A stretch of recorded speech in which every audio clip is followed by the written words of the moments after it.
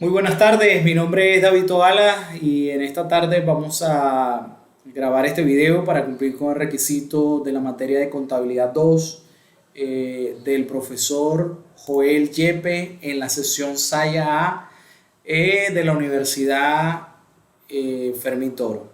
Vamos a hablar un poquito acerca de las sociedades mercantiles, su concepto, su uso, su importancia y cuáles son sus principales diferencias entre ellas.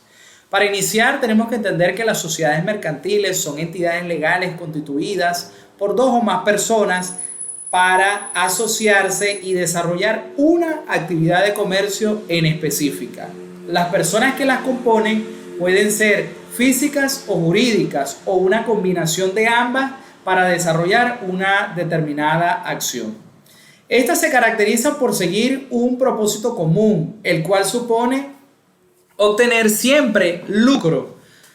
Los socios aportan un determinado capital que supondrá el patrimonio de la empresa, el cual servirá para conseguir el propósito común que ésta va a desarrollar. Por otra parte, la constitución de las sociedades mercantiles se establece por medio de una acta constitutiva que determina las características de esta empresa o de esta institución como tal, según los diferentes estatutos señalados por la ley. Hay que entender de que las sociedades mercantiles cumplen con todos los requerimientos legales e incluso tienen contribuciones especiales establecidas por ley. El uso principal que nosotros podemos ver es que las sociedades mercantiles, la agrupación de personas, son reconocidas como una entidad jurídica independiente de los miembros que la componen.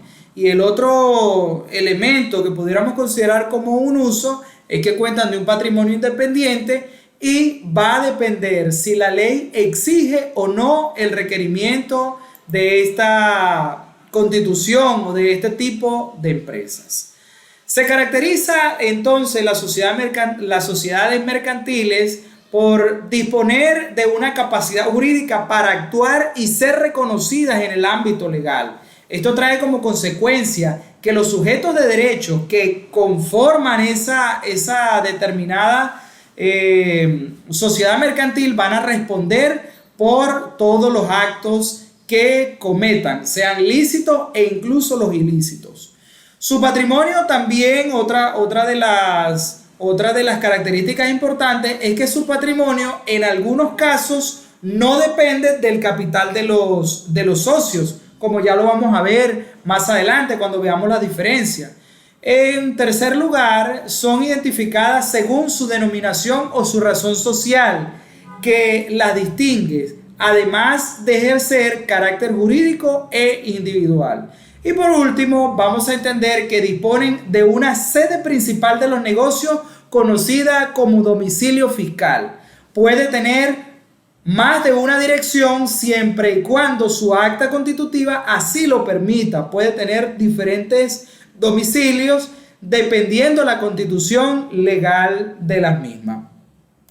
Vamos a la última parte importante aquí de lo que son las sociedades mercantiles y vamos a ir a las diferentes, valga la redundancia, diferentes diferencias que las van a caracterizar. Existen sociedades anónimas. Estas sociedades anónimas es un tipo de sociedades mercantiles, están divididas o se reconocen por el capital que se transfiere libremente. Las personas dan un dinero y de allí son socios de esta empresa. La colectiva ya no requiere un capital mínimo para la constitución como la anterior y además la gestión directa de los socios tiene que estar presente.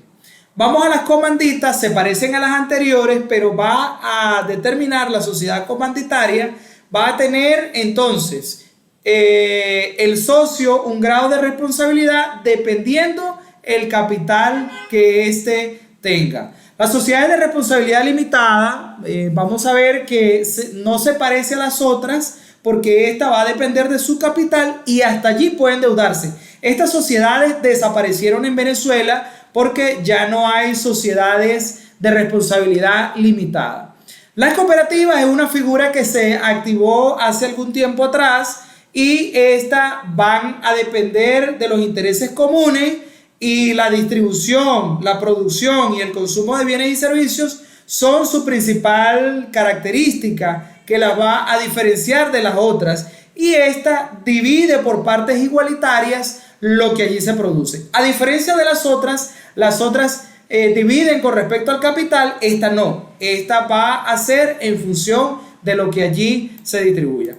Esto entonces ha sido todo una explicación con respecto a las sociedades mercantiles, a lo que ellas desarrollan, a su importancia y a las diferentes diferencias que tienen unas con otras para desarrollar una determinada acción mercantil en el comercio.